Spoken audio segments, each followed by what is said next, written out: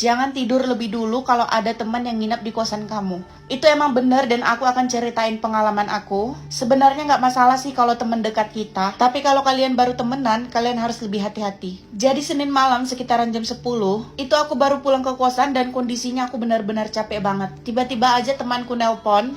Dia minta tolong buat temannya nginep di kosan aku. Karena ibu kosannya itu udah benar-benar marah karena dia nampung temannya sampai 1 minggu di dalam kosannya. Akhirnya pada malam itu ibu kosnya ngusir temannya. Disitulah dia memohon meminta tolong. Awalnya aku udah nolak karena disitu aku udah capek banget dan aku udah males buat terima tamu. Tapi karena dia bilang dia nggak ada pilihan lain, akhirnya aku iyain. Oh ya, ngomong-ngomong, sebelumnya aku juga udah pernah ketemu sama temannya ini. Tapi kita kenalnya itu selintas aja. Dan kita juga baru ketemunya itu cuma sekali. Di situ aku udah nunggu sampai jam 12 malam, tapi dia belum ngantar temannya juga ke kosan aku.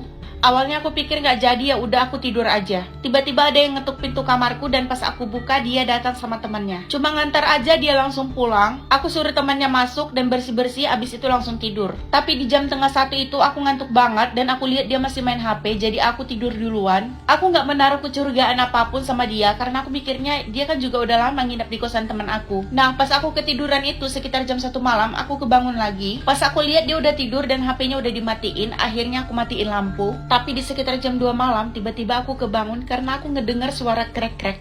Dan pas aku buka, ternyata dia diam-diam perlahan-lahan buka lemariku. Lemariku itu resek banget, sumpah. Kalau dibuka sedikit aja, dia langsung krek-krek. Dan mungkin dia nggak tahu kalau lemariku itu bunyinya kayak gitu. Tapi karena udah terlanjur buka, jadinya dia buka secara perlahan dan masih kedengeran suara krek-kreknya. Pas aku lihat, aku nggak langsung ngomong karena aku pengen tahu dia mau ngapain. Jadi kondisinya aku masih pura-pura tidur di situ. Terus dia berhenti bentar buka lemarinya. Dia mau mastiin aku beneran udah tidur atau belum. Jadi dia masih mendekat ke aku. Aku nggak berani buka mata dan aku ngerasa banget kalau napasnya itu dekat banget sama aku. Mungkin dia lagi ngecek kalau aku beneran tidur nyenyak atau enggak. Abis itu dia balik lagi ke lemari. Dan pas aku lihat ternyata dia langsung ngerogoh semua isi lemari aku. Pertama dia buka laci aku. Karena di situ nggak ada barang berharga, dia beralih ke baju-baju. Mungkin ya, dia ngira aku nyimpan uang di lipatan bajuku. Akhirnya aku langsung bangun dan tanya ke dia, "Hei, kamu cari apa?" Di situ dia langsung terkejut dan langsung refleks tutup lemarinya. Aku langsung hidupin lampu dan dia pun langsung tercengang. Mencari alasan sekitar 30 detik, langsung dia jawab kalau dia lagi cari kain atau selimut karena dia kedinginan. Padahal jelas-jelas ada kain dan selimut di dekat aku. Kenapa carinya harus di dalam lemariku? Aku marah dong ke dia. Aku bilang gak ada kain dan selimut di dalam lemari itu, jadi jangan buka lemariku sembarangan ya. Lalu dia bilang ke aku, "Maaf, aku gak enakan banguni kamu, soalnya aku lihat kamu udah nyenyak banget." Aku masih belum percaya sama sekali sama alasan dia yang terlalu klasik itu. Jadi pas malam itu aku beneran gak berani tidur karena aku takut banget kamar aku diapa-apain sama dia. Dan sekitar jam 10 pagi teman aku datang ngejemput dia. Aku langsung tanya ke teman aku dan teman aku langsung bilang kalau dia emang kleptomania atau suka ngambil barang orang. Kemarin teman aku mau ngasih tahu sama aku untuk semua lemari dikunci, tapi karena dia udah buru-buru akhirnya dia ngasih taunya lewat chat. Tapi malam itu aku udah ngantuk banget dan aku gak sempat lagi buka HP. Dan aku baru buka HP saat teman aku itu datang.